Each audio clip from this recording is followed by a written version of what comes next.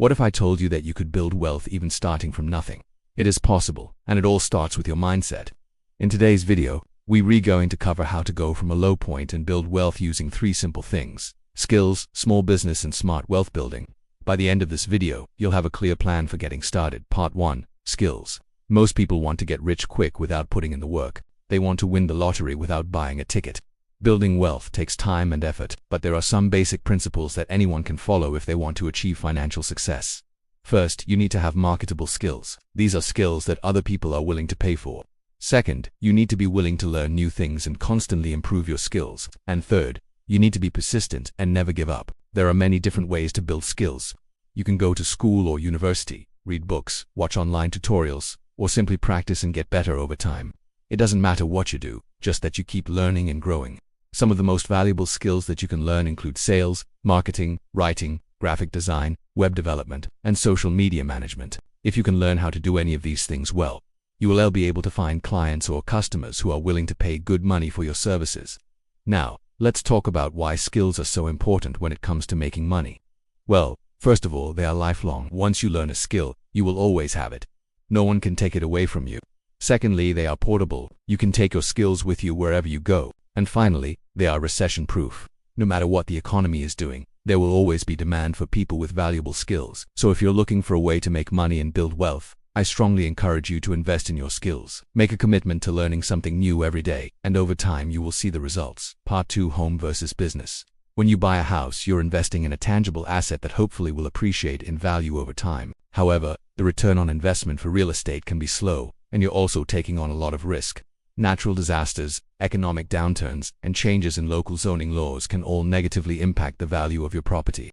On the other hand, when you buy a small business, you're investing in a cash flow generating asset. A business can generate income immediately, and the value of the business will typically increase as the business grows and becomes more profitable. Additionally, a business is a much more diverse investment. Unlike real estate, which is tied to one physical location, a business can expand its operations to new markets and new products or services without being limited by physical constraints. You may be wondering, how much does it cost to buy a small business?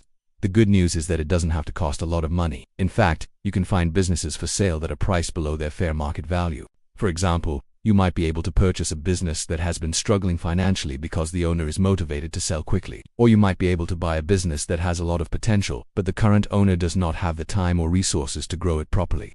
By doing your research and being patient, you can find a small business that you can afford and that has the potential to generate a lot of wealth. And one of the best ways to acquire a business is by using a tactic called agreeing on the price first and then negotiating the terms. This is different from the way most people approach negotiations. Typically, business owners want to discuss all aspects of the deal before coming to an agreement. But by focusing on price first, you're able to get the ball rolling and make quicker progress towards a deal. To use this tactic effectively, you need to be prepared to walk away from the deal if the seller is not willing to meet your price. You also need to be confident in your ability to run the business successfully. With these 2 things in mind, you're in a good position to strike a great deal. Part 3. Negotiation. By now, you understand why skills and small businesses are such valuable assets. You also know how to approach negotiations in order to get the best possible deal. Now let's put these 2 pieces of knowledge together and talk about how to use your skills to buy a business at a discount. As I mentioned earlier, one of the best ways to buy a business is by finding a motivated seller. A motivated seller is someone who is willing to sell their business for less than it's worth, because they need to sell quickly. For example, maybe the owner needs to move out of state, or maybe they're going through a divorce. Whatever the reason, a motivated seller is someone who is willing to make a deal.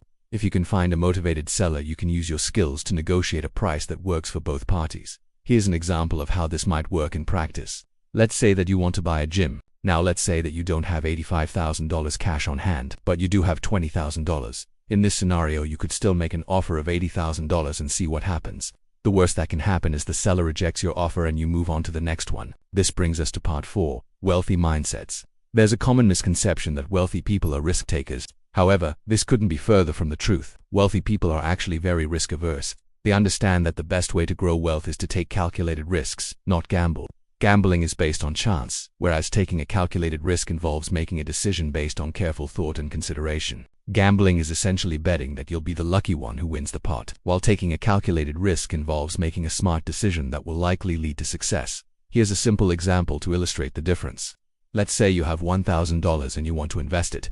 A gambler might put that $1,000 into a high-risk stock or crypto and hope that it goes up in value. On the other hand, a wealthy person might take a calculated risk by using that $1,000 to start a side hustle or buy equipment to make money. With a side hustle, for example, you're using your time and skills to generate income. With equipment, you're using tangible assets to generate income. In both cases, you're taking risks, but the wealthy person is much more likely to succeed. So if you want to build wealth, remember that it's not about taking unnecessary risks or gambling on outcomes. It's about making smart decisions that will help you achieve your financial goals. The bottom line is that you don't need to be born into wealth in order to build wealth yourself. It's absolutely possible to go from nothing and build something special. It just takes time, effort, and a willingness to learn. The key is to invest in yourself and your skills. Think long-term, negotiate hard, and look for deals. If you can do those things, you will eventually achieve your financial goals. If you enjoyed this video, please give it a like and make sure to subscribe. Thank you for watching and best of luck in your future endeavors.